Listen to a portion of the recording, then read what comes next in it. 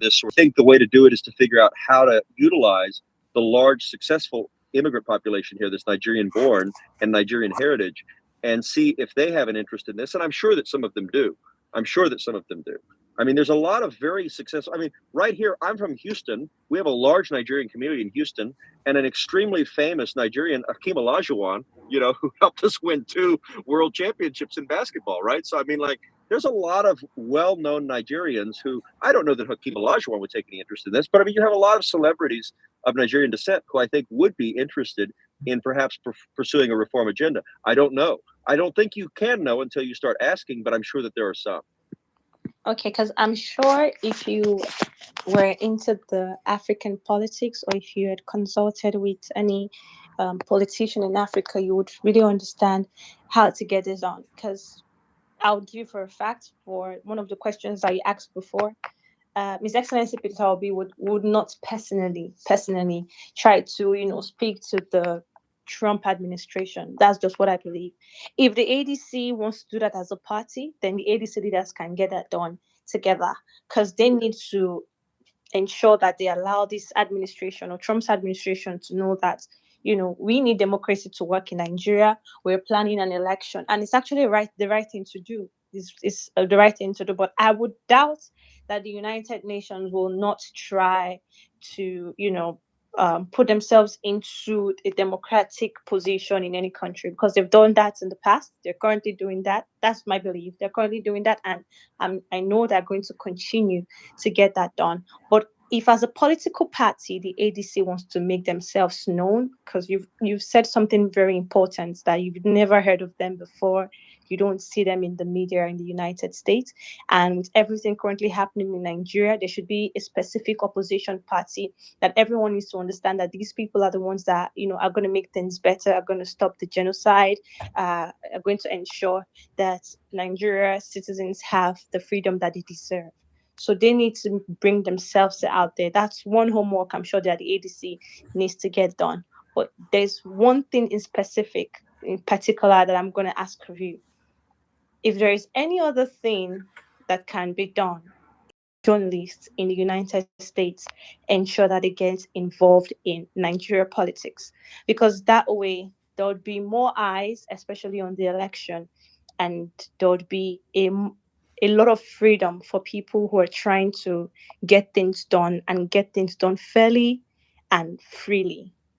If we get a lot of journalists to be involved, things are going to get better. A lot of people are not involved in what is happening in Nigeria. Recently, the only thing that a lot of journalists in the United States are concerned about is the genocide that is happening, and it happens every day on a daily basis. Just yesterday, a church was burnt down in one of the northern states, Taraba State. Just today, they killed a group of people heading somewhere in Borno. They also killed some soldiers who were going to save them. And it happens on a daily basis. It's like the norm, right? We wake up every day, we hear of numbers: 100 people killed, 80 people killed. No one is shocked. No one is moved. It happens daily. And people don't understand that these are human lives that we are supposed to be concerned about. But because of the frequency in which we've seen this bloodshed over and over again, if you watch a video of people that were beheaded by terrorists just yesterday, I don't think you'll be able to sleep. If that video goes to the international media, I'm sure a lot of people would know the urgency in which we need a government that can protect Nigerian lives. The number one duty of any government is to secure people and properties. That's the number one duty. That's why when you become the president, you're called the commander-in-chief of the armed forces. You become the person who actually tells the armed forces what to do and what to get done. But we have totally failed in this, to the point whereby we cannot even ensure our own security in our own homes. Is that bad? People are being kidnapped in their own houses. People are being killed in their own houses. But that's a conversation for another day. The only thing, like, I literally wish you were a journalist. Or Well, if I'll you tell you, have, I will tell you, I do have some journalistic connections.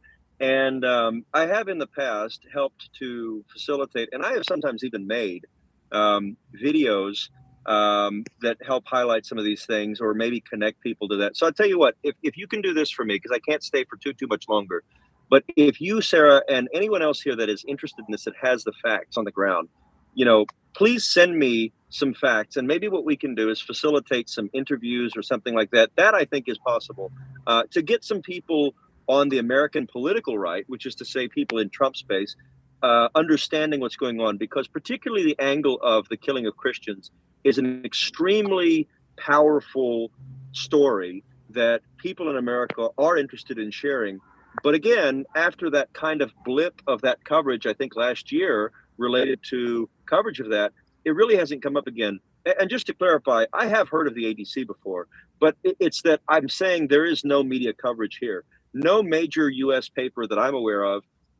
No, certainly nobody on the political right. Nobody is interested in what's going on, not because they wouldn't be, but because there has been no coverage. So you're right. I think that this is the way to do it. Yeah. So Jess, let me say this real quick. Sorry, Karigwe. So I was actually going to just talk about that. By the way, I used to live in Houston.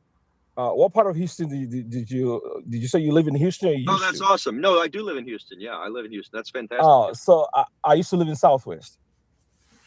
Yeah. So we have a lot of Nigerian organizations, right? That are actually at the forefront of this.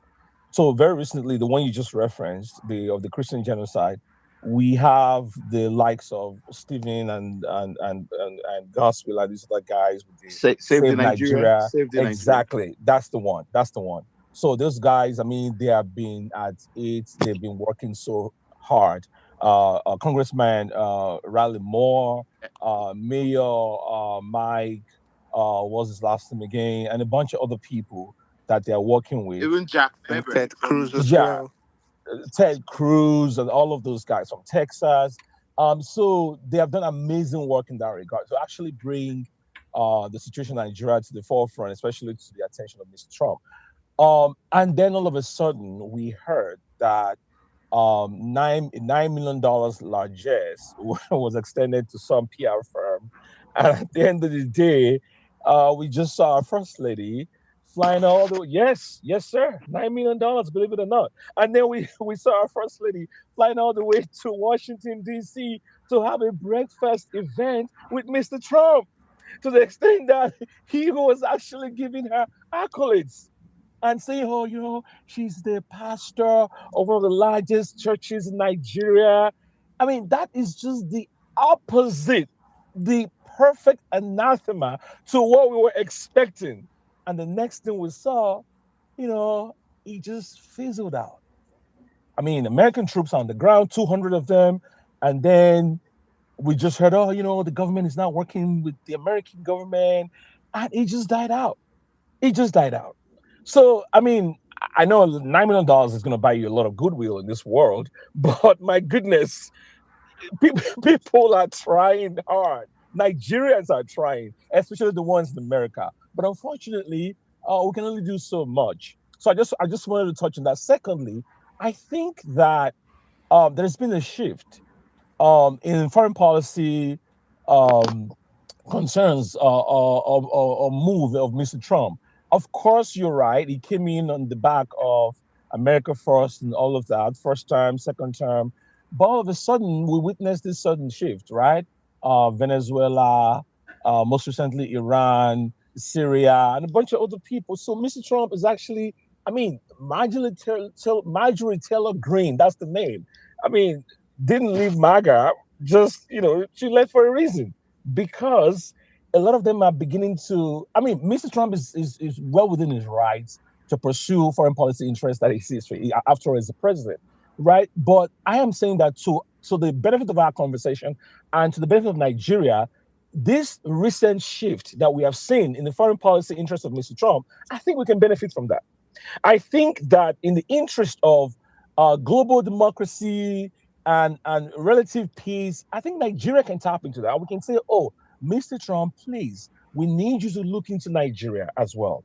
We need you to help us, even as now we've accepted our fate. Now the two governments are working together in the fight against terror. But please, we also need you to look in this area of our elections because it's very critical to the sustenance of democracy in Nigeria. So I just want to chip that in and say, okay, what exactly can we do in that regard? And like Sarah was saying, especially with the media, because all of a sudden after the 9 million check was written, we were getting maybe coverages here and there.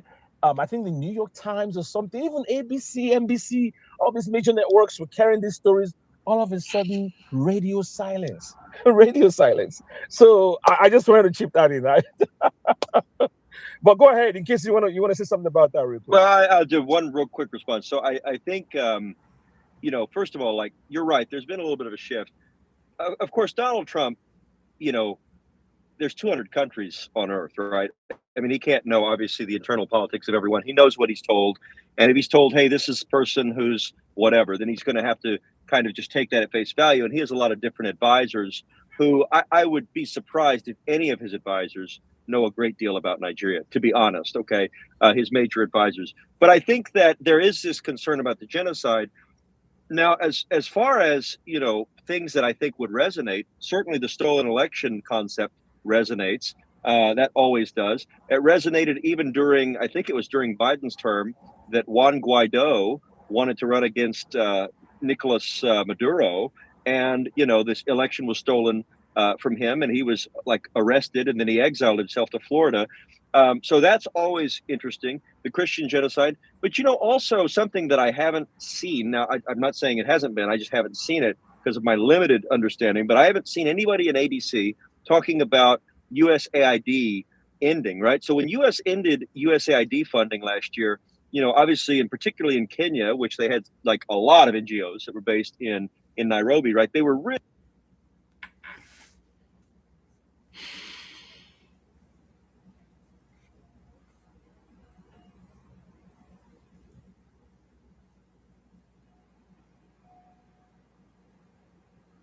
population, and most of the funding is not getting to ordinary people. So I think, for example, if ADC or OBI were to talk about that, if you have like stats or data to say, hey, it's really actually true that a lot of these NGOs have taken advantage of Nigeria, or that the funding has not gotten down to the grassroots or to ordinary people, or that, for example, another thing very controversial here is the fact that Bill Gates, one of the world's richest men, went on this campaign to make sure that everybody took all these vaccines. Well, that's kind of controversial because right now, of course, Bill Gates has a lot of skepticism from the American political right. But in addition to that, Bill Gates is in the Epstein files, right? So, I mean, I'm sure some of you have seen this about Jeffrey Epstein, of course, is a big scandal. Well, Bill Gates was all over that. So, if somebody's talking some of the language of Republican politicians in the U.S. that is pertinent or relevant to what Nigeria is going through and saying, hey, USAID funding did have some negative impacts. And, some of the stuff that Bill Gates was doing, and this would definitely gain some attention. But I think on a basic level, just doing some videos, some interviews, describing this, getting the data out there. Look, I have no problem helping to put out some data because I think that it is a problem for the U.S. if Nigeria is not a stable, free country. And it's definitely a problem. As a Christian myself, I have a real problem with the idea that Christians are going to be killed in their homes. That's scary to me. And that shouldn't be happening in any democracy, whether it's in Africa or anywhere else. And so that sort of thing does resonate. People get very concerned. And we have a lot of religious leaders, as well as political ones, as well as celebrities, who I think would take an interest in that. But I do know some journalists, and I do have some connections where I'd like, I think that if the data is there, if I can get the data from you guys, if some of you will be available for a conversation, we could potentially look at how we could get that information out there. I have no problem with that. I think it's really important because nobody wants to see the genocide of any group, Christians or Muslims or anyone else. I mean, a stable, free country should not have to worry about people being killed in their homes. That is so distressing and just horrible. And I hate to hear that, but I'm sure that it's true. I'm sorry that is happening in your country. I'm sorry, Mr. Fields. Tudo, can I just say something in one minute? I won't take long. My beg, now No, my heart trust me, don't I won't take respond. long. I won't take long. I just want to say something. I won't take long. I'm serious. Mr. Fields, I hear you say a lot of things and you said it was perception. I just needed to say this to you. Those are not perceptions. That is our reality in Nigeria. Take it from me. it's our reality. Christians are being killed, insecurity is on the high, our democracy is dead, we need electoral reforms. Those are not perceptions. That is our reality. That's all I need to say. Absolutely. So then you just have to make sure that the story is told. That's the only response I would have. Make sure that people here and people in Europe and people in places that have an interest, or they say they do, in a stable and free Africa, make sure that they know, because I don't think most people know, and that's a problem. So all right, Mr. Jess, no, please let me speak, please. I was meant to talk. I came up before you. No, I don't think you did. I did. God damn. Gentlemen, no. Let's not argue here. Karigwe ask the question that you want to ask to Mr. Fields, and let's just go in that circle, please. And Mr. Fields have just said he does not have much time to spend here, so kindly ask the question you want to ask him. So let's just go on with it. Thank you. No, mine is not to ask a question. Mr. Fields said something that it interests me very, very well. He said something that I've been thinking and I've been saying to anybody that wants to listen. And now because he said it, I will also say it on this space because I know these politicians listen to our spaces. So what he said is akin to international lobbying. For us to win this election, we need support from outside because, as Omar said, our democracy is dead. And we can't be saying, oh, Obi cannot go and meet Trump. We know Obi cannot go and meet Trump. Reza, the Iranian prince, did not meet Trump directly. You lobby people. Reza has been living in the United States for 47 years. What do you think he's been doing there for 47 years? You lobby and lobby and lobby and lobby. Obi can go to US, lobby people before you spend $100,000. I think you will get the attention of somebody that will get Trump's attention to your campaign. Trump cannot come publicly and support you, but there are ways that countries can support you in your election. When APC was in opposition, the Obama administration supported them. They did not meet Obama directly. They did lobbying. They did not wait for anybody to tell them what to do. We can't keep waiting. They did meet Obama directly. They did. Yeah, no, but they did. No, they did. Obama campaign, bring back our girl. I wanted to say no. They used bring back our girls. And another thing, we even have an opportunity to use. We can use the Christian genocide to meet Trump directly. Exactly. That was what I was trying to say. Based on that, we can use the. We shouldn't keep giving excuses for. Exactly. If we want to win this election, P2B or anybody that is hearing, if you're listening now, you need to go geopolitical. Stop these local politics we are playing. For you, P2B, you have in the ADC, we have a leverage. You have a leverage, which is the obedient movement, but we are not using that leverage. Now, an opportunity has arisen for you to add international support to that leverage. If you go abroad, tell them who you are. They already know you. If you listen to Jess speak, now Jess spoke for over 30 minutes now, and he hasn't mentioned anybody in the ADC. It's only P2B he knows. So use that your popularity, lobby yourself. APC already understands lobbying. That's why they spent $9 million to quench the Christian genocide story in the US. We should start doing the same thing the APC is doing. We cannot win this election if our opposition is not ready to spend money on international lobbying. That is all I want to say. Thank you, Mr. You just took some words from me, Mujahid. What I was trying to say now is, Mr. Jess, the staleness of ADC, the opposition, is going through is a problem we're having. Also, we're going stale in the sense that there's this thing going on, state capture going on the ruling party.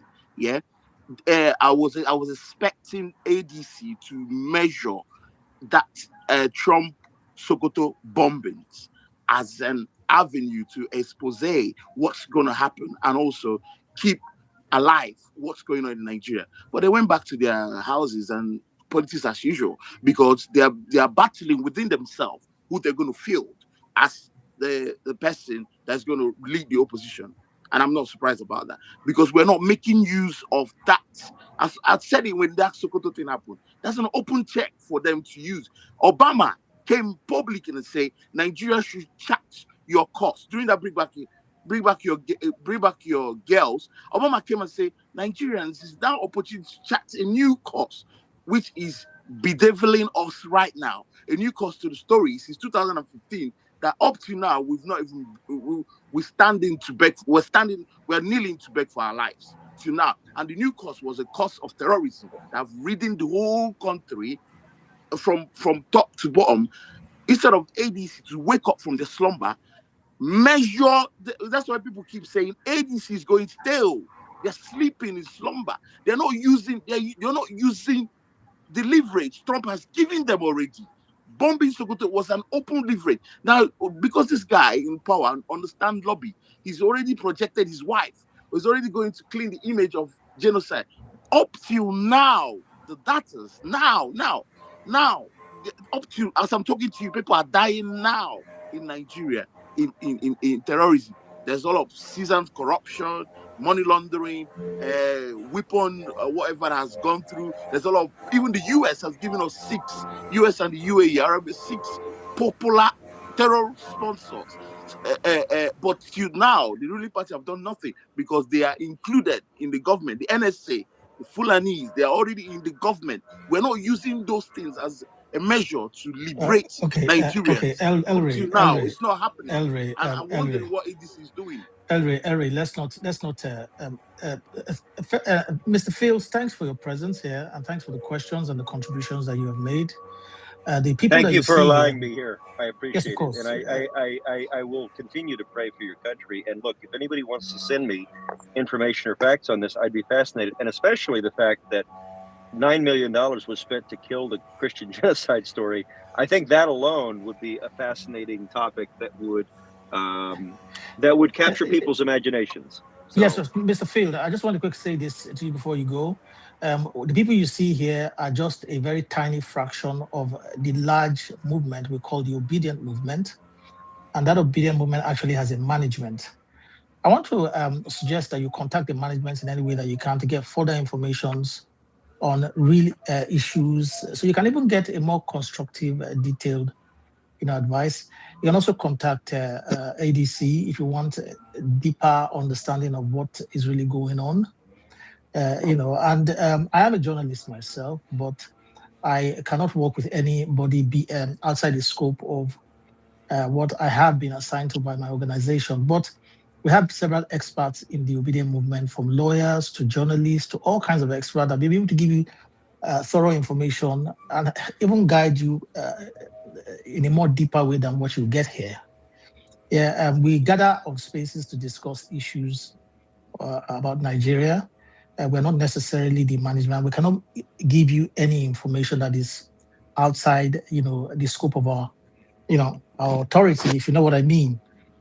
So I think you might be able to get a hold of the obedient management.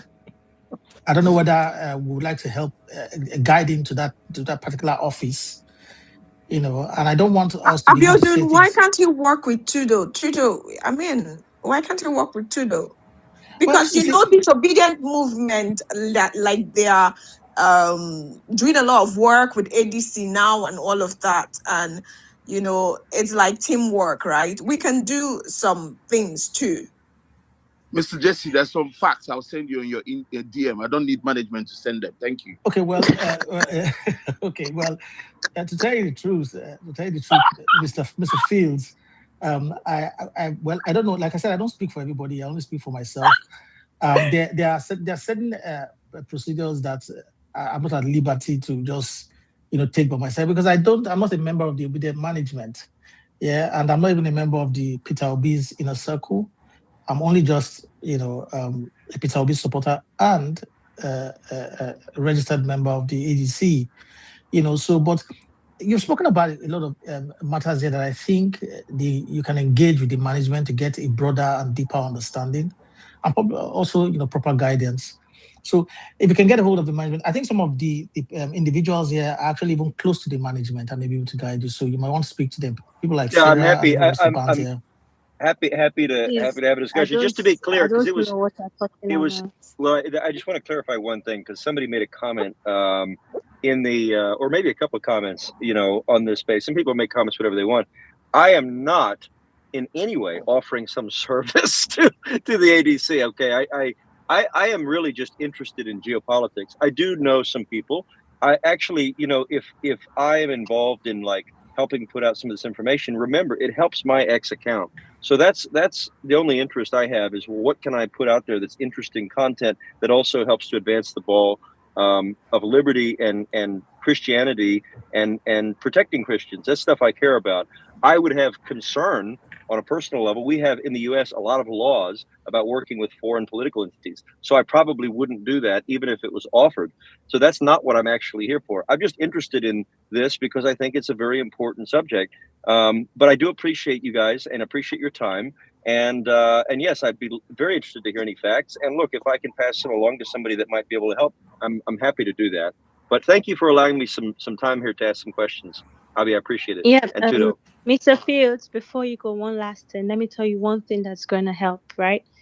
I need you to actually try and do a little bit of investigation and see if you find the 1979 graduation yearbook album of Chicago State University. Just get it done. Just look for it. You can go ask anyone that graduated in 1979 and try and find out if you ever find the soft copy or hard copy, because some way it's missing online. And the Chicago State University, up until today, they've blocked their page on Twitter right now. If you search Chicago State University, their account is still locked, and it is locked because of one person, just one person. And the 1979 yearbook is missing because of just one person. If you can just find it and let the world just see those that graduated in Chicago State University in 1979, you'd be doing your account a lot of favor. That's all I have to say. Thank you.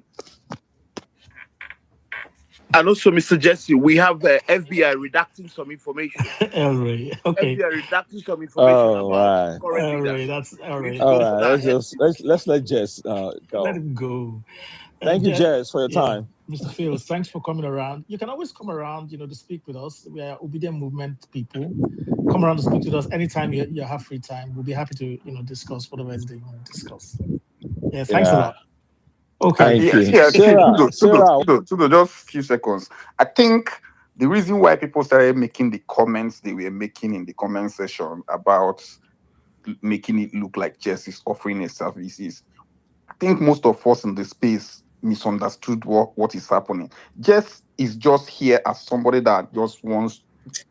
Hi everybody, welcome. I say make we come listen to how journalists they ask questions.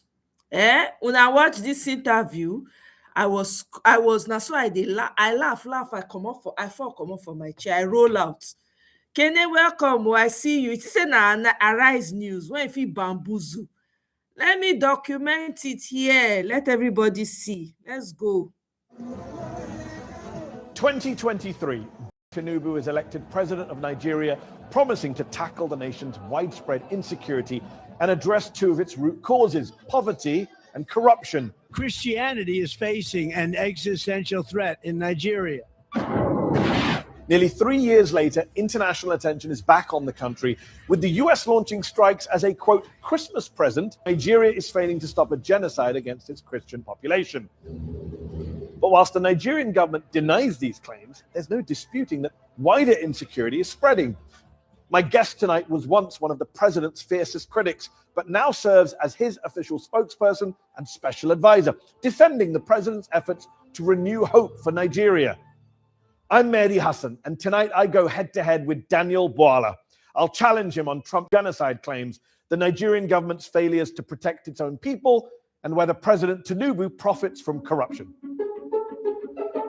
I'll also be joined by a panel of experts. Anu Adeoye, a journalist with the Financial Times, Aisha Osori, a lawyer and development expert with Open Society Foundations, and Tunde Doherty, chairman of the APC ruling party's UK chapter.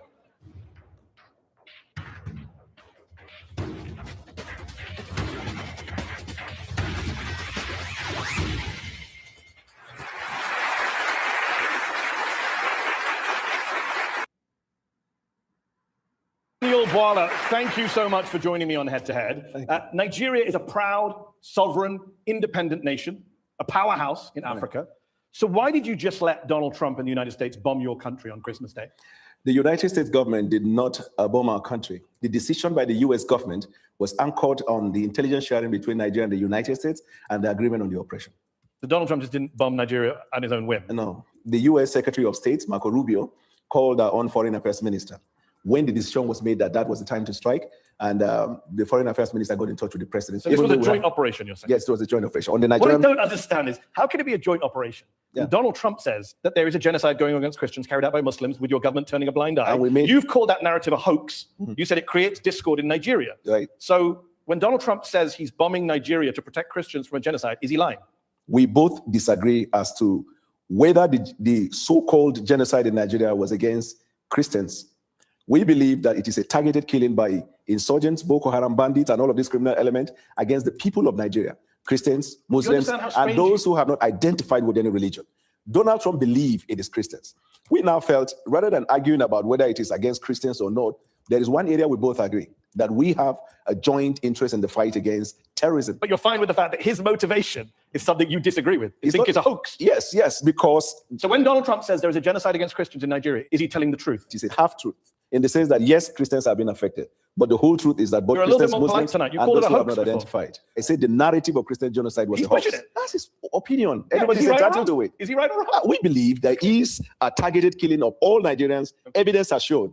And that is where we are focused on fighting terrorism. So let's talk about the terrorism. Right. Trump claimed he targeted, quote, ISIS terrorist scum. Right. And every camp got decimated. But a lot of investigative reporting on the ground shows that few, if any, combatants were killed. Some bombs landed in empty fields. A local leader in one of the districts said, the same militants we knew are still there, loitering around our communities. No, there were killings of terrorists. That's not what local leaders So I can call local television that testified. Arise News did, Channels Television did. Okay. So there was the killing of well, you're not on the ground, with respect. No, Al-Haji Bunu, who's a traditional ruler in the district, says, we saw no dead bodies, even where the bombs fell. Those are his words. No, because the bomb didn't fall in the town. It was at the camp, that enclave, where they gathered. Are you okay with having the Americans bomb Nigerian people's homes? I'm not aware of that one. You're not aware of Morenike Saka, who said, I began to scream for help. I had to crawl my way out of the room. The missile tore through her apartment building, according to the Washington Post. How about Musa Soliu? I was in my room. I was buried under the ruins. I don't know how to restart my life. My belongings are destroyed. Houses were not destroyed. Are you telling us that Nigerian citizens are lying about being bombed by the US? I am saying that the military operation that was conducted on that day was targeted as terrorists, and we hit them. You have a history of not hitting terrorists and hitting civilians. You know that, right? Your country. I'm not aware. Oh, well, on December 21st, the Nigerian Air Force said that they handed over compensation to people who were hit in an accidental airstrike on Christmas Day 2024. Do you just bomb every Christmas? When and when? Christmas Day 2024 and Christmas Day 2025. I dispute that fact. We'll take it up with the Nigerian Air Force. Let me ask you this. Since President Tinubu came to office in 2023, the situation has worsened in your country. You have a mixture of militant groups, you have bandits, you have clashes between herders and farmers. We also have Nigeria is now of foreign interest in Nigeria. Nigeria is now the 5th deadliest country in the world. Are you proud of that record? I acknowledge the fact that we have insecurity in Nigeria. And until the hoax narrative of the Christian genocide, then we began to see back-to-back attack in Nigeria. We had for the first 2 years of the president's administration a substantial peace in Nigeria. Actually, the number of deaths went up on the president's watch. After this incident of a Christian genocide. And by the way, when did that begin? There is no country of the world today that is free from insecurity. No, I agree. Parts of London, that's why you can't go in the evening. Okay, but we're not bombing London to root out militant training camps. But you have had so many of the bombing on behalf of the United Kingdom by the United States. Since you're making rather spurious comparisons. No, 11,000 people were killed in conflict in Nigeria in 2025. That is up from 8,700 in 2023. That is a 26% increase in the number of Nigerians killed since your party and your president came to office. That's a pretty awful record. It's awful. And we're fighting hard day and night. That's one of the reasons why the president traveled to Turkey, where we had bilateral agreement to deal with insecurity. That's why we're cooperating with the United States of America. That's why we're cooperating with any country of the world. The reason is because since 9/11, terrorism is a global phenomenon. Agreed. And so every country is involved in it. But it's getting worse in Nigeria. That's the problem. I can't say it is getting worse. You just agreed with me when I gave you the numbers. No, I 8,700 killed in 2023, 11,000 killed in 2025. That's getting worse. How many people were killed in the United States last year? In conflict-related violence? Probably so this is not a conflict. This is an act of terrorism. Okay. So how many people were killed in the United States in terrorism? It wasn't 11,000. This is part of what Donald Trump many years ago in his first time classified the Western media as fake news. The reason is because context matters. This is not Western media. You are well aware. This is not Western media. Yes, I understand. But this is the Armed Conflict Location and Event Data. ACLED, the most respected group that counts conflict-related violence around the world. Let me ask you, where there is a terrorist I could also attack, give you know another that allows source. conflict? I mean, National Human Rights Commission. This is a Nigerian group. 2,266 people were killed by bandits or insurgents in the first half of 2025. That's more than were killed in all of 2024. You are failing. Amnesty International says you are failing at security. The numbers don't lie. It's unfortunate, and as a government, and it's getting worse. We're working day and night, and it's to deal getting with worse. That situation. I don't agree to the fact that it's getting worse. How can it not get worse if more people die in 1 year than the previous year? Context matters. What's the context? The context is not getting worse. What? Yes. The context is not getting worse. The context is that it is not getting worse because you see, this is a water, right? Okay. If you have the water half, you could say half glass filled or half empty. Yeah. Isn't it right? Yeah. So the Western media always see Nigeria, Africa, and some of the activities in Africa as half empty. Excuse me. But we see it as half full because when we look at it, and when I say context matter, before the president took the oath of office, we knew the situation in Nigeria. And you made it worse. When he made the decision to take bold step to put Nigeria in a better trajectory, we were well aware of the fact that it was going to incense lots of people. Okay. We are also You've aware. made your point. I get the glass half full. I get the context. I also understand basic mathematics. Let me ask you this. President Tinubu only declared a national emergency in November of 2025, brought in a raft of policy changes after Trump declared your country to be a particular concern for failing to deal with the threat of Christians. Does your government only spring into action when it is internationally shamed into doing so? Unfortunately for you, 6 months before that, we arrested the leaders of Lakurawa and Boko Haram. Some months before that, we killed a certain number of terrorists that the U.S. government, State Department, commended Nigeria. The U.S. Embassy celebrated the fact of the exploits of Nigeria before Donald Trump said that. But again, he shamed you and you declared a national emergency. You didn't do it before he shamed you. We declared the national emergency 6 months before Donald Trump's statement. No, that's not true. The president of November of 2025. No. Much earlier, around, I think, April or May, the president declared national emergency on insecurity. But the actual national emergency was in November. Let's talk about, people can look this up. Let's talk about kidnappings. The world remembers Chibok in 2014, when 276 schoolgirls were taken by the militant group Boko Haram. Very little has changed, unfortunately, in Nigeria. Just last November, 250 students and staff were kidnapped from St. Mary's Catholic School in Niger State. 2 years into Tinubu's presidency, Nigerian research firm SBM Intelligence said, and I quote, Nigeria's kidnap for ransom crisis has consolidated into a structured, profit-seeking industry. That's embarrassing for your country that you have a kidnapping industry. I agree with the fact that the insecurity associated with kidnapping has now become a crisis economy. But much more than that, I know of our government's effort in dealing with that insecurity. If you have a little understanding of the nature and the boundary and the geographical measurement of Nigeria and the tendency for insecurity to come in, then you will understand that we're fighting a hydra-headed insecurity situation. With respect to the kidnapping of children, the government has taken measures already. We've introduced what we call Save the School, where students and schools that are in remote places where there is no security are brought back into state capital where they get the education that they need. But Nigerian people don't believe you. 2 out of 3 Nigerians say that security... Africa Barometer, May of 2024, 2 out of 3 Nigerians say security agencies are handling the abduction of Nigerians fairly badly or very badly. 1 in 3 Nigerians say they personally know someone who's been kidnapped. Yeah, you have These are stunning statistics. Amnesty, Human Rights Watch have lined up to say that you have allowed impunity to flourish, you have failed to apply lessons from previous attacks, damning indictments. I put it to you, that's not what they said. That's that what is Amnesty not said? what yes. Amnesty... I've literally got the quote right here. Quote it. The authorities' failure has allowed impunity to flourish and the killings to spread to many parts of the country. Source. Amnesty International, February 8th, 2026. Well, I'm not aware of that one. You're not aware of that one? I am aware. I'm aware. At the weekend, you put out a video to music of you and a team researching and prepping for this show. And yet every time I've asked you something, you say, I'm not aware of that. What were you researching in that video? You're really funny. Let me tell you this. A serious question. Amnesty International, you asked me for a source, I read out the source. You asked me for a date, I read out the date. What's your response other than picking up glasses of water? No, Amnesty has a history of calling everything bad. Okay. I think that's what every authoritarian government in the world is. What is Amnesty's report about US? Bad. Not just bad. You didn't use the word bad. You read. Yeah, what very bad. Governments who do bad things, they all criticize human rights groups. No. Yeah, they do. I do this for a living. Let's ask about corruption before we go to our panel who are waiting patiently here. Transparency International, they say systemic corruption continues to plague the defense sector, causes a major hindrance to security. President Tinubu said in August, there is no more corruption in Nigeria. That's a ridiculous thing to say, is it not? We investigate any case of corruption, not just in the defense, but anywhere in government. This administration has had lots of people who are in government, either sacked or investigated and been prosecuted. The resolve of our administration in dealing with corruption is obvious. Why did he say there's no more corruption? You probably read him out of context. No, I didn't. No, read exactly what he said. You're cherry picking. How can someone just stand and say there is no corruption in Nigeria? It is getting clearer to the people. We have more money to the economy and no more corruption. Full stop, close quote. Good. So this is the context. He was communicating to the people about the exploit we're having as a result of the decision to remove fuel subsidy. We dealt with the question of corruption in the oil industry. And that's what he said, but okay, he didn't say anything about the oil That's industry. why I say context matters. Well, you can't just make up the context. He didn't say anything about the oil industry. He said we have more money to the economy and no more corruption. In fact, he was criticizing Nigeria for this. Last question on this. How can Nigerians take Tinubu seriously on eliminating corruption when he appoints someone like Abubakar Bagudu as Minister of Budget and Economic Planning, a man who, according to the US Justice Department, with others, embezzled, misappropriated, defrauded, and extorted billions with a B from the government of Nigeria under the dictator Sani Abacha? Bagudu avoided criminal charges. He cut a deal with the Nigerian government, returned some of the money. But the president literally put Nigeria's budget in the hands of a man who's accused of looting billions of dollars. You started your introduction by saying it's a sovereign country. The decision of the court in the United States does not bind the Supreme Court of Nigeria. But he gave $163 million. And that man is now in charge of the Nigerian budget. You okay with that? I think Do you think it's funny? I mean, No, two-thirds of you Nigerians think it's funny. No, I don't. I think people who are giving $163 million back shouldn't be in charge of the country's budget. Exactly. For your observation. Okay, but do you think they should be in charge of the budget? There's no evidence that that minister has misappropriated funds in the government of Nigeria. Why did he give back $163 million? To Nigeria or to the US To government? Nigeria. Why did the US government give him $100 million? Settlements. That's what you do in settlements. Okay. Why was he settling? So, Okay. if So you're comfortable with a guy us. who's accused by the US Justice Department of embezzling with the Sani Abacha regime billions of dollars being in charge of the budget? Are you okay with a president of one of the countries in the world who was convicted by the courts in that land and the person is still governing the country? Who are you referring No, I'm just asking. But which country? Okay, are you also okay?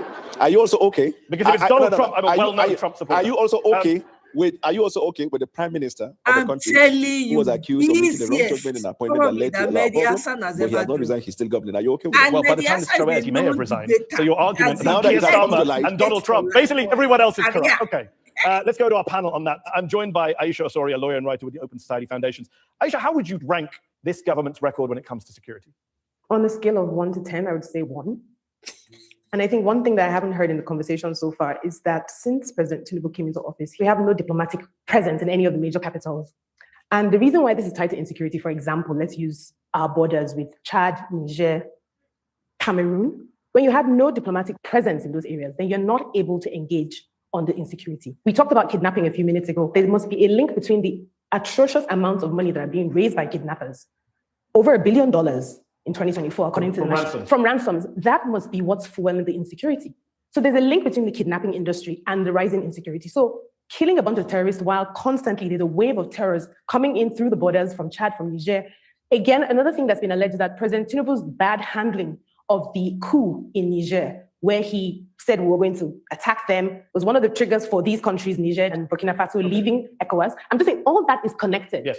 So let me bring in Tunde Doherty, who is the UK chairman of the All Progressives Congress Party, the party of the president. What is your response to Aisha when she says 1 out of 10 security rating for your country? Definitely, what Aisha is saying, well, does not really have bearing. We have the diplomats that does fulfill the policies of government. And in terms of the security situation we're talking about in Nigeria, it's not today's thing. And we must look at the solutions that this government has put in. Today's thing. Let me tell you, people, everybody that has this Tinubu's cap, that works with Tinubu, now so that they be like mumu. This one now came, this is somebody's father. Come on, like maybe a grandfather. See, they talk. He sounds so dumb. He can't even look straight. He's blinking half the time. This is a chairman of APC UK. Oh, to fall. You find out that the security architecture in Nigeria has been changed. We talk about the collaboration between the government and the United States in terms of dealing with insurgencies right there and then. Because, you know, Nigerians don't manufacture most of this high-tech required equipment to deal with such situations. The president, the government, is really doing quite fantastic work in making sure that they fight these insurgents, collaborating with all factors or all countries that is ready to work with them. Let's bring in Anu Adeoye, a journalist for the Financial Times who recently covered Nigeria and West Africa. Anu, we can't talk about insecurity without also talking about the economy and the underlying social economic issues. Is the average Nigerian both safer and better off under President Tinubu? The obvious answer is no, right? And before I get to that, I want to talk to what Daniel said.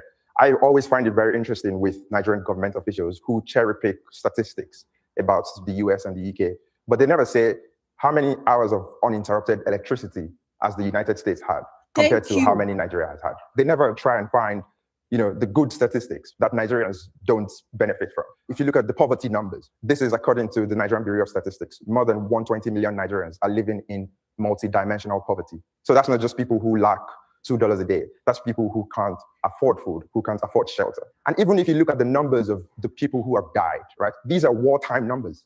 for a country that is officially not at war. And so I think it's really, really difficult to make an argument and say, things are trending in the right direction.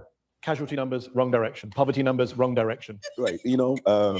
We were very clear with the Nigerian people when the decision was made. It will bring discomfort temporarily, but the long term is what we are promising. We decided to also involve intervention mechanism in dealing with some of the hardship that the people undergo. Now, when that decision was made in May 2023, it was hellish. But as I speak to you today, the numbers, the indices, and the stats are favorable to the economic reform that we have introduced. Our foreign reserve has increased substantially. Our net import dependency went down. Our export production capacity has gone up. Our naira is strengthened.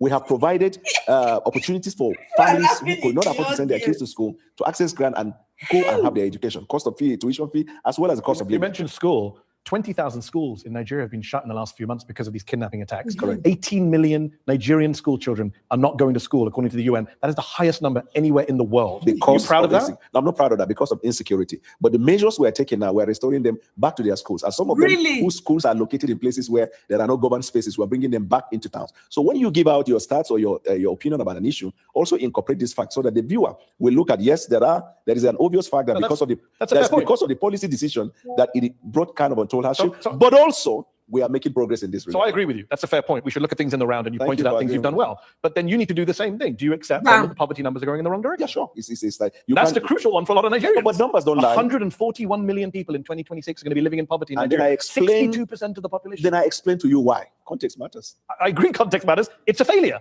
What you did produced 62% in poverty. So the IMF, the World Bank, and the Brentwood, they have applauded the reform decision we took. Now, tell me one country of the world that will introduce that kind of reform, and there won't be consequential effect in terms of action. Even in the United Kingdom, as we speak, there's a cost of living crisis. Are you aware? No, I'm not aware of that. Let me bring Army back in from the FT.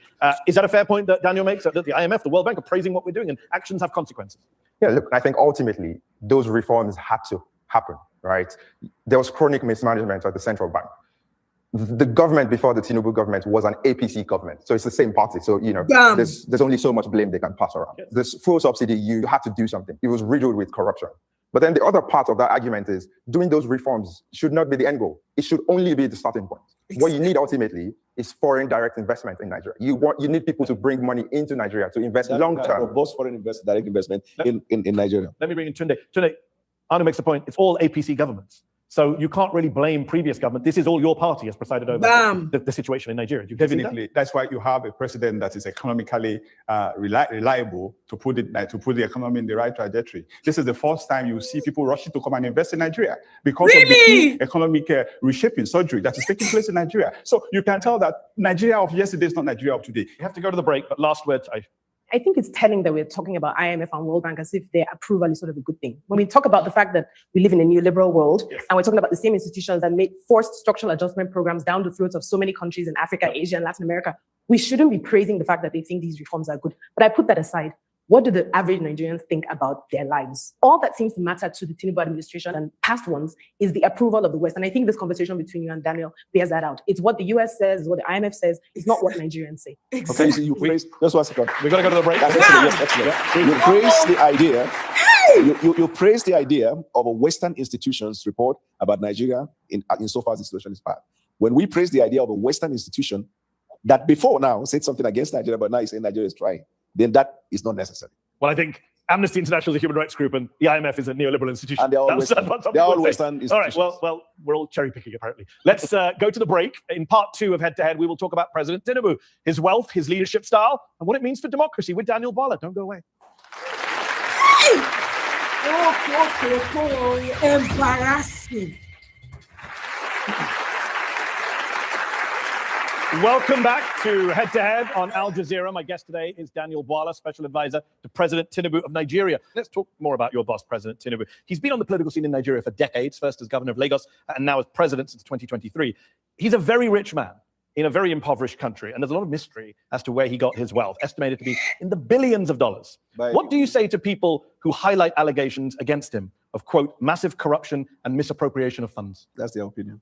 Actually, it's your opinion. In January 2023, you talked about the legal petition against him that involves, quote, massive corruption and misappropriation of funds. You were in the opposition and were very critical of his wealth. Exactly about what I said, because what you just said is not a true representation. January 22nd, 2023, you said the petition against him involves massive corruption and misappropriation of funds belonging to the government of Lagos State, abuse of official office, conflict of interest. I'm glad you said the petition against him. Yeah. Yeah, document that was taken to court. That you highlighted. I wasn't the one that went to court. And at that time, where was I? You were an opposition member. Thank you. So should we not trust you when you say things as What is the job of opposition? To oppose? Yeah, no, I'm glad you know it. For the sake of opposing? No, that's what you're adding. I mean, you didn't just say that. No, Well, go to Westminster on Wednesday by 9 o'clock. Okay. You'll understand the job of the opposition. You can do whataboutism all day, that's fine. You also Not said that, whataboutism. well, you know what doesn't happen in Westminster in the US Congress? I know what you does don't, happen. Well, I'm telling you what doesn't happen. But Politicians don't accuse other politicians of setting up a militia. You But they said also accused you said the governing party you said at the time on mistake in judgment in appointing someone that eventually turned out to be somebody in the FC. Yeah, if you think that this is comparable to Starmer and Mandelson, good luck to you if that's your defense tonight. You said at the time that Tinubu started a militia to sway the election corruptly and that they even threatened you. So how can we take anything seriously you say tonight in his defense? Your opinion, Nigerians. So my opinion is your opinion. Sorry, Daniel, it's your opinion. That was litigated in Nigeria to conclusion. And then as a country, we moved on. We are more interested about the deliverables that we have for the Nigerian people. And we look for that's true. Nigerians are opportunities. very concerned about corruption. And Tinubu, you said this, Tinubu and his people created a militia. This is the first time in the history of Nigeria we've seen a political party creating a militant arm leading to election. Your words, January 2023. Context is everything. There is no context. I'm coming. You are quoting the things I said when I was in the opposition. And I understand that's uncomfortable for you. No, But you did say them. if you want to disown them, I'm that's okay fine. for you to ask anything I've So ever does he said. have a militia that tried to kill you? He doesn't have. I never said he tried to kill me. I myself have received threats from him and his camp. Your words. I never said that. You didn't say that at a press conference on January 22nd, Whoa. 2023. You're just denying. I never said that. Who said it then? Look-alike. No, I don't know what you meant by that. I know I complained at the time You said about the conduct of election. It is not my fault that I am able to recall your words in a way you can't. But it will be your fault Tinubu, when you read it out of context. And if we go home late tonight, context. Yes. Tinubu and his people created a militia. This is the first time in the history of Nigeria we've seen a political party creating a militant arm and leading to election. He advised his people should grab by all means necessary the process leading to elections, that they created this militia shortly after that. We have seen violence in Nigeria, and I myself have received threats from him and his camp. Tinubu never created a militia. Tinubu is one of the foremost politicians in Nigerian history. Tinubu and his has people helped in strengthening created a democracy. militia. Who said those words, Daniel? Tinubu has helped in strengthening democracy in Tinubu Nigeria. and his people created a militia, Daniel. Who said those words? Tinubu brought in leadership I'll ask you skills third time. into governance. Tinubu and his people created a militia. Who said those words? Tinubu and his people never created the militia. So why did you say they did on January 22nd, 2023? I never said that. Let's keep going since you're denying words that came out of your mouth. Let's quote some other folks. The Organized Crime and Corruption Reporting Project named President Tinubu a finalist for the 2024 Corrupt Person of the Year award. According to a 2025 poll, 2 out of 3 Nigerians think the president and his team are involved in corruption. That's a statement from drunken people. Next question. 2 out of 3 Nigerians are drunk. No, start with the first one. What would you say the first time? The first one was the OCCR reporting project. They are the drunken people. Okay, what about the Nigerians? Are they sober? Are 2 out of 3 Nigerians sober when they say your president and you were involved in corruption? Nigerians are entitled to hold and express opinion. Yes, It and is it's in bad our for you. constitution. The fact that you express an opinion does not substantiate that opinion. I agree, but that's their opinion. You accept that 2 out of 3 I will be Nigerians happy, think yes. that your I will government be is corrupt. happy if you can tell me a finding of court that says Tinubu is corrupt. Well, what's interesting you should say that, because a lot of Nigerians have reason to suspect that his wealth was built on illicit activity. A lot of English people in have complained 1993. about the Prime Minister. You can a talk lot of about Keir Americans Starmer have all complained. night long, There is but it no has no country relevance. of the world where the people aren't complaining about their leaders. All right, That's how I love it when democracy you is set these functioning. challenges. Can you find me a country in the world where the sitting president, the US government seized $500,000 from one of their Chicago bank accounts after investigators found probable cause that the funds were proceeds of drug trafficking, specifically heroin. Tinubu gave up the money in a settlement. He was never indicted of a crime. But when a US judge last year ordered the release of all of the documents by the FBI, Tinubu went to court to prevent it. What does he have to hide? The minute a matter is taken to court by right, you have the right to send your lawyer. The fact that you send a lawyer to defend your matter or to go against a motion that is filed before the court is not a conclusive proof of acceptance of the But he's fact obviously got that something was to taken hide. to the court. He gave up $500,000, which were probably the proceeds of drug trafficking. I'm glad you used the word probably, but it is not. Go ahead. You said in 2022 that this drug case, quote, conclusively concluded not in favor of Bola because he had to forfeit that money. There is still a cloud around drug-related activity. Cloud, Yeah. not a conclusion. Okay, so the cloud's still there for a lot of But Nigerians. the cloud is no longer there How did it disappear? because the Nigerian people have moved on with the Who president. said they moved on? The facts are there. Less than 10% of Nigerian voters voted for him. So So in he doesn't Nigeria- have some big mandate from the people that means that I can't ask you, why did he give back $500,000 why to the do US you- government, which were believed to be the proceeds of drug trafficking, and you believe they were the proceeds of So drug why do trafficking? you conduct a polling with 500 people and give a representation of the population? You're now questioning all polls. Is that your defense? No, I just said the point. You heard me well. Well, you don't trust the Nigerian people. This I idea trust the Nigerian people. This idea of drugs and narcotics is a terrible case all over the world. And if someone has that questionable character and is elected as president, what it means is it will embolden people who are into those activities. That is why this person has to come out clean. You said those words. If somebody has that, thank God he doesn't have. How do we know he didn't come out clean? You said he has to come out clean in 2022. Okay, let me put it this way. This fact was litigated. No, it wasn't. This fact was litigated in the Nigerian court, and the apex court of the land, the Supreme Court of Nigeria, whose decision is not appealable to any court outside Nigeria, held that this case has not been established against. Your words were that there's still a cloud around them because it was not conclusively My concluded word, in favor and the of judgment him. of the Supreme Court, which one is relevant? In the Constitution of Nigeria, all the decision of the Supreme Court bind all authorities and people throughout the Federation. That's what matters. The fact that he had laundered drug money, most likely in his US bank account, is not an issue for you now. It was an issue for you a few years ago. It's suddenly not an issue when you go to work for the man. How convenient. The court has held the allegation that was put up in the petition against him could not be substantiated. Well, the US hasn't held that. And in fact, the US court tried to release all the files, and the president rushed to stop them from doing that. Innocent people. Is that what what stopped them from releasing it? It's innocent What people? stopped them from releasing It's it? ongoing in the courts. I'm glad to say it ongoing. But So let's wait until when it's... Do innocent people try and stop files from being released about themselves? Yeah, sure. Okay. I'm sure the Nigerian people... Privacy. Do you... I'm coming. If a case is taken to court against you, even when you know you're not liable, will you be comfortable that the order of court will permit the release of privacy issue relating to you? Yeah, if people think I have drug money in my bank and I don't, then yes, I would do everything I can to... Unfortunately, people do not. Tinubu is not just super rich. It's what he does with his wealth. In 2019, 2 armored money trucks, bullion vans, were seen going into his house, coming out of his house. Where did that money go? No. Point. Did you see the money? Or those who reported, did they see money inside the bullion van? Was there no money in the bullion vans? How am I to know? You said it was money in the vans at the time. I never 2023, February. You How said... how could I have known it's there was money it's a in the- tragedy that I know your words better than you do. There is only one person in Nigeria who's alleged to have moved money through bullion vans, and that That's fake person news. is the presidential candidate. You said that on February 17th on Channels Television, 2023. Thank you for notifying me. So where did the money go from the bullion vans? There was no money inside. So why did you say there was? I said there was no money inside. But you said at the time, you said he's the only person to have moved money in bullion vans. When did I say that? What was the event in Nigeria? Oh, so you were lying because it was an election campaign? No, I never said that. I said, how can you prove that just because a bullion van goes into a person's house and comes out that there's money inside? Maybe because people said it was vote buying by Tinubu. Tinubu himself said, I gave money to the people. You know he said that? Yes, I also give money When to you give money to myself. people would say that's vote buying. Politicians, rich politicians give No, he people doesn't money. give money to people on election day, but he helps people. But people at the time said it was vote buying. Do you agree with Who that? are the people? You said, No, I never said that. ostensibly, I can't believe you still keep walking into this. You said it was done ostensibly for vote buying. Do you agree with Daniel Bwala or not? They drink water. Please don't lift up a glass of water. Hell! On the eve of the presidential elections, 2 cash-laden bullion vans, your words, were seen on the premises, which was ostensibly for vote buying. Your words, January 22nd, 2023. Have you just disowned everything you've said in order to work for this president? I'm coming. What you just said now, I want to put it on record on my own honor. That's not what I said. So far you've denied 2 things. This one I said, that's not what I said. Before you said So it let me too. tell- let me But tell let's you what just you keep do. count. Let me tell you what you do. You will have an idea of a phrase or a word in a sentence. You coin the other part of it to project what you want to push I out. read the entire I'm sentence coming. to you. No, but that's no. wrong. Let's But read it that's again. wrong. On the eve of the presidential elections in Lagos, 2 cash-laden bullion vans, your words, were seen on his premises located on 26 Borderland Street, which was ostensibly for vote buying. Your words. You can just say I don't agree with what I said, then I was lying. I don't agree with what you said, yeah? No, with what you said. In fact, in 2023, you said that he bought his election. Did he buy his election? At the time, I thought. But when it was litigated in court, the court found that he didn't. So you thought he was vote buying and now you don't. You thought he bought his election, now you don't. In fact, you said it was so corrupt, the 2023 election, Tinubu's win, you said that you couldn't eat food for 3 days. I never said that. Where? Arise News, March 2nd, 2023. I became so sick for the past 3 days, I found it very hard eating food. I'm sure you have a mistaken identity. I never said that. You never said that you Why became would I not sick. eat? Win, lose, or draw. You eat your food and go to bed. I'm going to spend a lot of time enjoying social media after the show is done Go and aired. ahead. You're welcome. Let's turn to our panel, who are waiting patiently once again. I'm joined by Anu Adeoye, a journalist for the Financial Times who's covered Nigeria. Anu, we've talked a lot about President Tinubu and the allegations of corruption, including from Daniel Bwala, which he's now pretending he didn't make. Alleged. Okay. You recently described him as a wily political tactician. How does he wield power? Daniel and others have accused him of vote buying in the past. How does he wield power in your view?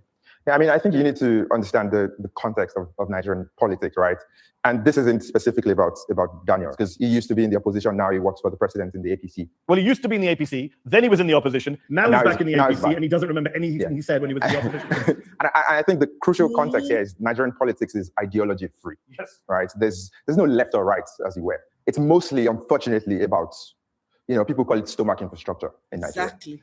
And self-interest. Yes. And ultimately, if you're someone like the president who, for all his many faults, I think is someone who sees Nigerian politicians for what they are. They are self-interested people. And if you can tap into that, it's very, very easy to get people to come on side. I have a question for Daniel, right? Like, what made you from saying all of those things that you now disavow? What was the grand vision that made you decide, I want to work for this guy? First of all, I left him after the primaries because he made a choice of a Muslim ticket. And I thought at the time that that would be injurious to the interests of the Christian minorities. I made that decision and I campaigned against him. And after the election, for the next 1 year, I was critiquing policies of the president. But I saw from January right up to December how this president patiently introduced policies and continued to engage Nigerians across all platforms in a bid to push Nigeria forward. Where? I became impressive about it, and I made a choice to do that. Just in the same way that Mehdi Hassan has worked with BBC, I worked with Sky News, then with MSNBC, and then back to Seteo. Evolution of people's life. Worst analogy Evolution I've of people's ever life. heard in 14 years of doing head-to-head. What are you talking about? Somebody changing their job from one company to another is not the same as you saying he's a corrupt man who created a militia, bought an election, and now I work for him, and I only said that stuff because it was the opposition. All of the things you said, you couldn't substantiate. I substantiated all of it. You are not. Let's go to Aisha Osori from the Open Society Foundation. Aisha, in 2023, on the eve of the presidential elections, you wrote an article calling Nigeria a competitive authoritarian state that barely qualifies as a democracy. What do you mean by that, and what role has President Tinubu played in making that better or worse? Well, he's done nothing to make it better.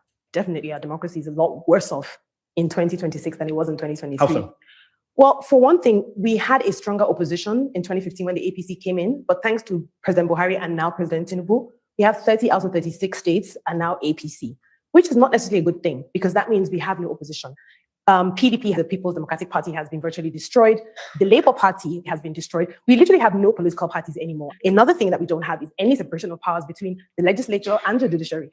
Tunde Doherty is here, the UK chairman of the All Progressives Congress Party, the president's party. Aisha says that your party is turning Nigeria basically into a one-party state. I disagree with her.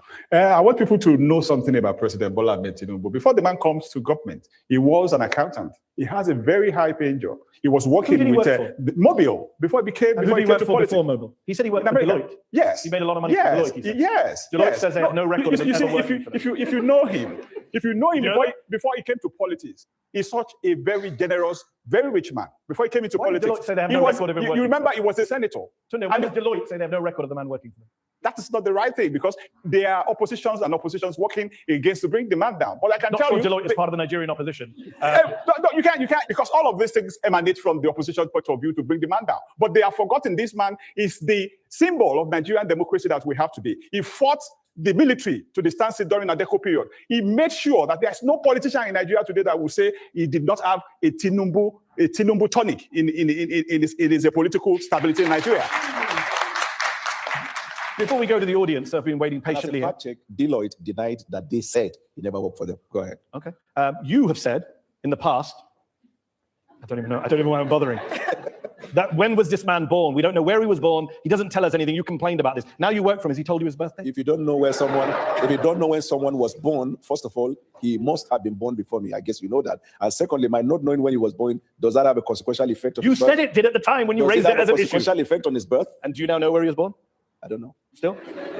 Okay. Let's go to our patient audience here in London's Conway Hall. Let's go to the lady here in the front row first. In 2023, President Tinubu promised Nigerians constant electricity within 4 years, saying Nigerians shouldn't vote for him if he failed. Yet the national grid has suffered repeated collapses, including twice in January 2026. What is the government doing right now to stabilize the grid and improve reliability? Yeah, the government has actually strengthened the partnership between the private sector and the public sector. You should know that we took up reforms in the power industry that has allowed the private sector to be fully involved. Some of the state governments have even reached an agreement where they have off-grid and they run their own electricity company in their respective states. So the progress is being made, and I can assure you, by the end of this first time, you would have seen very obvious change that you'll be happy about. Should people not vote for him if the electricity situation continues to be bad? That's what he said. They will make the decision when that time comes. Okay, let's go back to the audience. Let's go to the gentleman there with the hat. Yep. Why should young and emerging Nigerian politicians believe that merit and not connection or lobbying determines their political relevance in the Nigeria of today? I can tell you that lots of young Nigerians are excited by the prospect of the renaissance in terms of growth, development, and opportunity that the Nigerian government and its policies has provided for them. That's why you see lots of them, they are sending remittances. Some of them are even coming to invest in the tech industry. So Nigerian people understand that in this administration, only merit. The president doesn't need to know who you are. If you have the right idea, that administration will provide the enabling environment for you to thrive. Daniel, an overwhelming majority of young people see their country moving in the wrong direction in Nigeria, 91%. What is the source? The Afrobarometer survey from last summer. I question the authenticity of that report. Do you still think this government is a nepotistic government? No, it is not. You said it was in the past. And I'm now saying it is not. Okay, let's go back to the audience. Yes, woman in the third row there, yes? I was delighted to hear that you said that you have rid the oil industry of corruption. Given that fact, Why is it that you allowed the oil companies, oil majors who've been working in the Niger Delta for the last 70 years to exit without dealing with the corruption, pollution problem that has riddled the lives of Niger Deltans who are paying the cost, but without the companies being made to foot the bill? Yeah, so all the foreign oil companies that invested in Nigeria, they did so based on the agreement they have with the government. When this government came on board, we introduced reforms, including in the energy sector. Some of the companies who felt they couldn't bear, because most of the investigation found out, most of them were just rent seekers over the years in successive government. And so we decided that you have to play by the book. And they were not comfortable, they left. You don't have control over their decision. But in the same vein, shortly after that, you see lots of foreign companies that are coming to Nigeria to invest. Okay, let's go back to the audience. Let's go to, yes, gentleman there with the jumper there, yes. The current chair of the Independent National Electoral Commission, Professor Zowash Amopitan, made some disparaging and stereotypical remarks about the Hausa Fulani people of northern Nigeria, specifically the Muslims. Do you think he is morally justified to continue occupying such a sensitive position, given the kind of remarks he made? My apologies to you for if such a statement was made to any group at all in Nigeria. It is not acceptable. This government promotes tolerance, amongst Nigerians. We also understand the need for the president and the federal government to avoid interfering on institutions of government. I'll be happy to follow up with this point you've raised, if at all such a thing happens. All right, I'm going to go to the lady at the back, yeah. You've been on different sides of the political spectrum over the years. How do you personally decide when to change your position? And how should the public make sense of that without us losing trust in you? Yeah, politics is dynamic. It is anchored on both national interest and personal interest. And when you make a decision at any given time, there must be a factor. What led to your decision? And in this case, I told you I made the decision to leave the president because of the Muslim ticket. And after the election, we're now going to governance. I see the president introducing reforms that were necessary for the growth of Nigeria. I made a U-turn to support him. I think that is the basic component of a human being, your ability to decide otherwise if you feel the facts are there. Facts can change opinion. And in this case, facts change my opinion. Isn't he running on a Muslim ticket next year? Whatever he decides, I'll trust his judgment, because after he made the decision, we do not see as evidence the maltreatment or disenfranchisement of the Christian minority. Okay, let's take a last question, gentleman in the second row. You've been waiting a while. I wanted to ask about vigilantes, because if we look at rural communities across the country, often they are the main security providers. So how exactly is your administration working with them to enhance community protection in rural communities while minimizing abuses of power? The president has encouraged the governors to continue to participate with law enforcement in their state for training, for intelligence gathering, and in some limited cases, for them to form a community vanguard.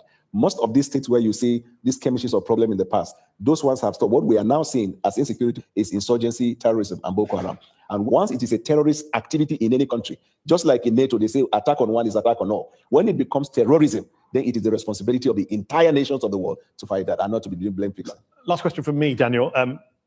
I know you don't trust any polls, but most Nigerians, I think, would agree. The ones that are in your favor, of course. But most polls show that Nigerians are very unhappy with politics, with the government, with the establishment. They're very unhappy about corruption. President Tinubu campaigned under the slogan, "It's my turn," which many critics would say is symbolic of the Nigerian establishment, that people just hand out jobs between themselves. You said in 2022 that Tinubu made the presidency about himself when, quote, "It's not about the people." Can we end the show in agreement that what's happening in Nigeria right now is not about the people? After he won the election, he made it clear by his conduct, action, and executive act that it's about the interests of the Nigerian people. But he ran on, "It's my turn." Should really he run actually did not run. It was a statement he made before the primaries. Your facts are not correct. You criticized him for it, Daniel. Yes, and I changed my mind. Do you change your mind in life? I do change my mind. Remember, I moved from the BBC to Sky to Thank you. MSNBC. Thank you. On that note of agreement, we will have to leave the show there. Hi. I will say thank you to our very patient audience here at the London's Conway Hall, to our panel of experts here. And thank you to Daniel Bwala from the Nigerian government, spokesman for the president, for coming on Head to Head tonight. Head to Head will be back very soon. Oh, what an embarrassing moment in the East. Hey! Oh my God. They flog Bwala since. Say serious flogging for Twitter. They flog them like say, Chidi, Dr. Chidi Odinkalo say, cringe worthy. Deji says Daniel Bwala met a serious journalist that actually does his research, and he capitulated. Very embarrassing outing. I don't blame him, Sha. Defending Tinubu on security is a lost battle. See? Weleke.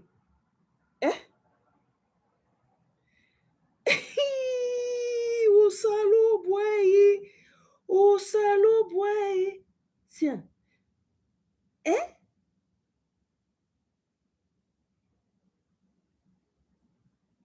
Oh my God. Rain on mockery. Call Tinubu drug dealer. Them kuku send am go Mexico. Say make he represent. We are waiting for you. The weapon fashioned against APC, Mehdi Hassan. The guy had receipts. Anambra first son say, why did he agree to embarrass himself like this? My goodness. Obedient Premier says when the gods want to buy the dog, it will first make them lose the smell of, of crap. The gods pushed Boala into untold shame, going viral all over the world right now. Hey, oh my goodness. Hey. Justin says he could have acknowledged the spike in the numbers and then offered precise and specific information about what his boss and the administration are doing to stem the bloodletting. He chose to deflect, deny, and dissimulate. He chose to sound like an idiot. But Daniel Bwala is not an idiot. This one long ago, I don't feel that finish. Oh. See the face of the guy in the crowd. They don't snap him. Chakam. That guy's face tells now the face when all Nigerians, all well-meaning Nigerians, they make with that say, hey, Deji says this guy's reaction is all you need to know about Daniel Bwala's terrible outing on Mehdi Hassan today. Sizu said Bat sent actual career politicians to be ambassadors to regular countries all over Africa, Southeast Asia, then used ambassador appointments to serious nations to settle his closest sycophants. My problem with Tinubu is that he plays politics with everything. Make we forget that one. That one about they say they carry Renault Mockery go Mexico. True, Harry that died God say, I am sure this bro is Nigerian. He got tired of Bwala. Hey, oh my God. Zari Yusuf say, that dear Daniel Bwala, if you still had to post this for people to see, I said Daniel Bwala posted it. God, I beg go. If you still had to post this for people to see, you should rather have said, watch how I almost got strangled to death by Mehdi Hassan in London Conway Hall. Oh, salo boao. What's the other one? Uptown of Lagos say the Al Jazeera interview by Daniel Bwala has to be the biggest international disgrace Nigeria as a country has ever faced on a global stage. Even other African countries are posting it. The biggest. Oh, see shame. Hell. Oh my God. Agent Jake says this was the preparation video Mehdi was referring to. He checked his page before the interview. Now shown at the preparation video. Oh my God. Hi! Oh, this is embarrassing. Hey? This is embarrassing. My goodness. See, this is it. He will not give all of it. He say, doesn't that vote on your character to do that? This is the preparation video. So let's see. Let's go.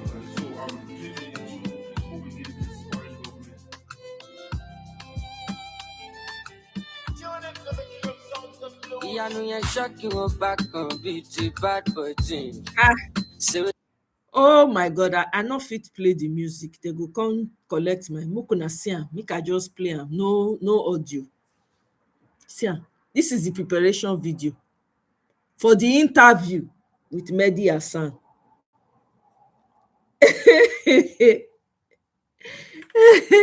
People are asking Mehdi to invite Renault Mockery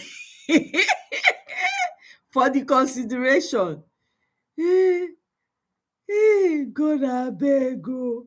He wipe am. My goodness.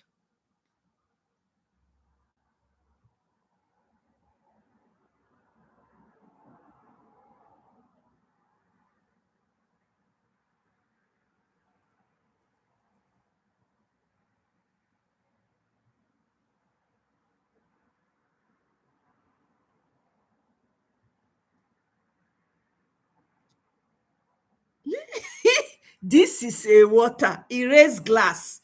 Oh, Kai, this is embarrassing, man.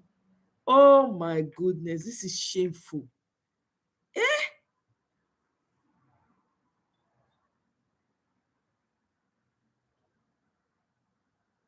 Kai.